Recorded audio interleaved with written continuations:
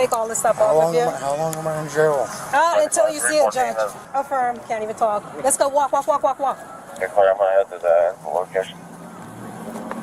Is this just family drama or a crime? An 85-year-old grandma begs for peace. An aunt says her niece soaked her car and face with sweet tea after an eviction dispute, and now officers have to decide if a thrown drink counts as domestic battery. What happens next could split this family for good. I was there. You were there? Okay. So I'll get a statement from you after I talk to him. Okay. We have 1 male detained. Can you tell me what happened? Yes, sir. 1 male detained, 1147. Okay. My adopted son, Shane, last I heard he was in New York headed for Las Vegas. Then all of a sudden, in the middle of church, they're pulling me out of the meeting, telling me he's here. So, in an effort to keep him from causing a scene here, I walked him down to my house, which is right up the end of Bell Drive. He is delusional. He said that, a couple of weeks ago, he called you guys to respond to my place saying that there had been a home invasion. And, you guys showed up, and I was like, Shane, he does this all the time. I'm fine. He's delusional. Today his story was he was convinced there were squatters in my place and that the house was on fire. And that's part of why I decided to walk him down there. He also, a few weeks ago, under my protest, forwarded his mail to my address. And I told him, Shane, any mail that comes here with your name on it is going in the trash. And so now he says he's looking for a check. So I said, fine.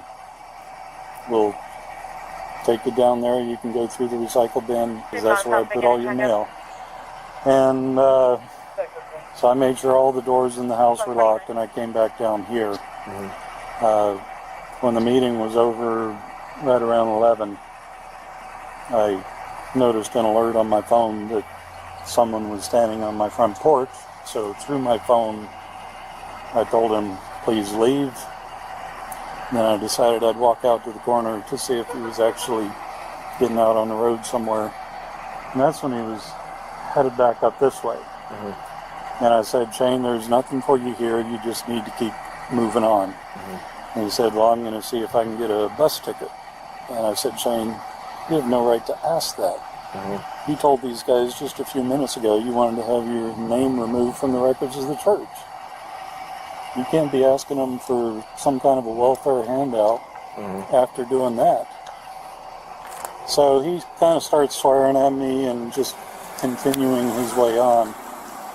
And he walks up the stairs there, and there are other people that witness this, where he's, F this and that, and, just all kinds of things to create a commotion.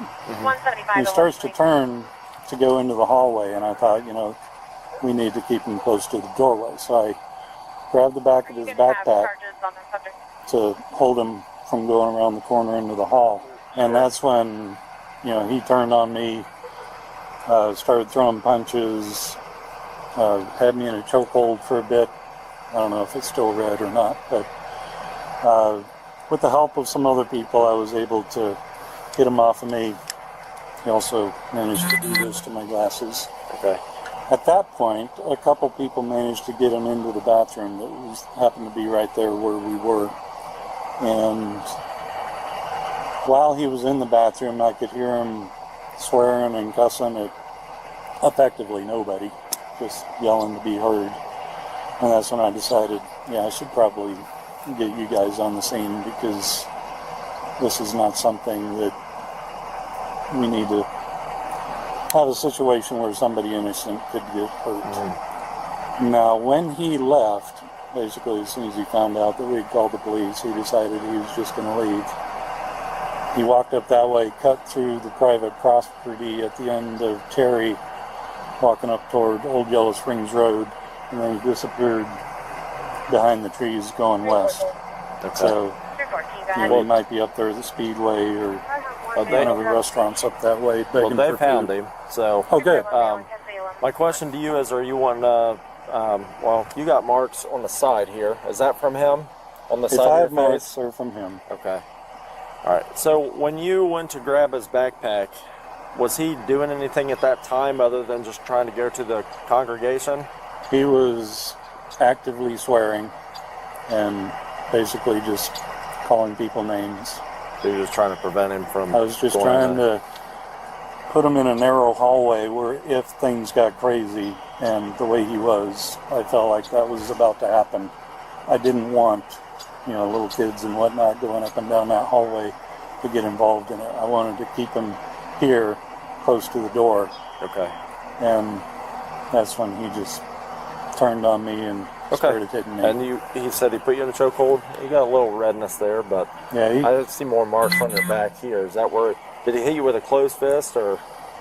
Well, with his right hand, he came at me this way. I was able to block most of it. And that's when he reached at me with his left hand. And then, of course, I was trying to pull that away, and then he kind of started clawing at my face and pulling my glasses off. Okay.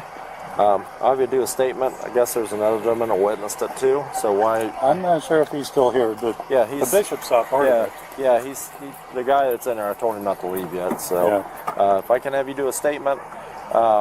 Since you got marks, I really don't need to ask you if you want to pursue charges. But I do. Based off your marks, I have enough to be charge off the him. street. So he is delusional and a danger to others.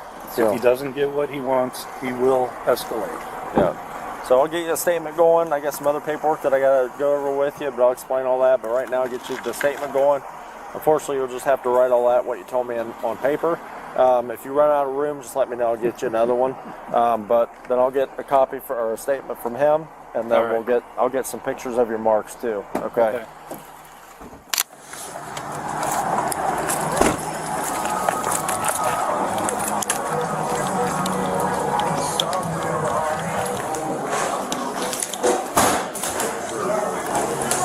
How y'all doing?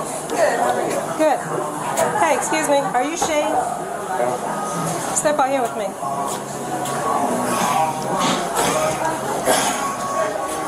Don't do all that. Let's go.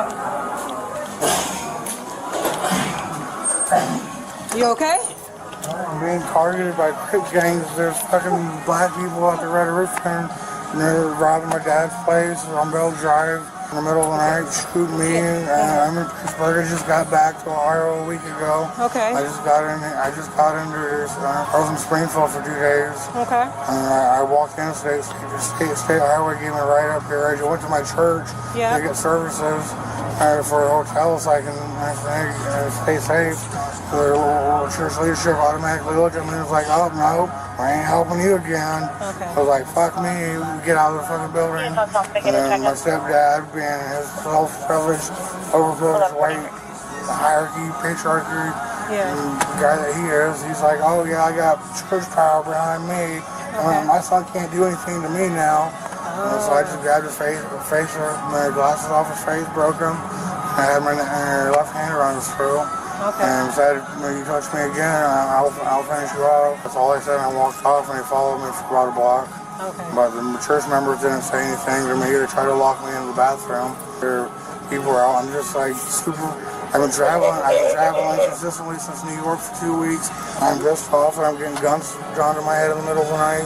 I'm following around in 6 or 7 different states. I'm following me because our dead bitch doesn't want me to be a successful white male.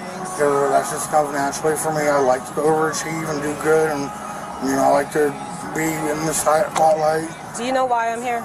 I know Russ is on the phone trying to get you guys to show up for some reason, but... Well, unfortunately, you assaulted your stepfather.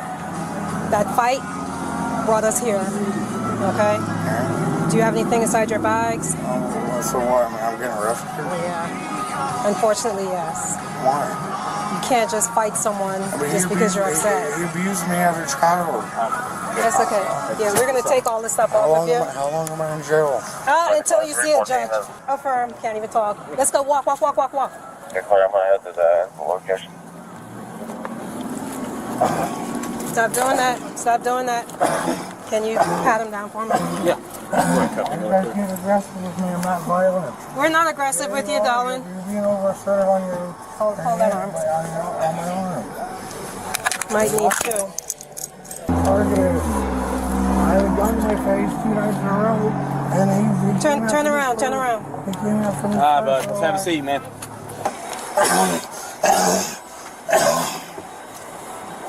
He showing up? Get in the car. Who's coming? Get in the car. Why you guys shooting like a criminal? Because you're huffing and puffing like a pug dog. That's COPD, bitch. In the end, the evidence speaks louder than the excuses. A car and interior covered in sweet tea, a shaken aunt, and a niece insisting it was all an accident. Officers follow the law and arrest her for domestic battery, leaving a judge to decide what really happened. Calm and professional, they document everything and walk away, while the family is left to face the fallout.